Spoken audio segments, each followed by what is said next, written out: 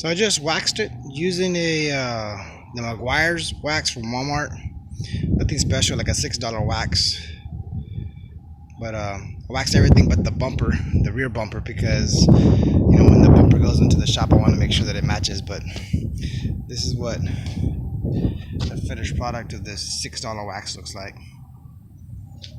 It's not too bad. I think it took me about 2 hours to actually go to the car wash, wash it, come back and detail just the outside. I didn't vacuum or anything like that, but I did wax it from top to bottom. Doors, fenders, quarter panels, front bumper, trunk, everything but that rear bumper because it looks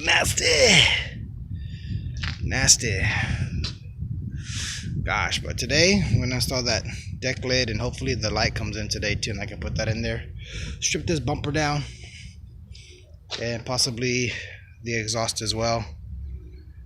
I don't want to do any repeat work like popping out this bumper just to put it back on and then get the GT350 bumper painted and swap the bumper again. So I might actually run my car a week Mad Max style with the rear bumper off.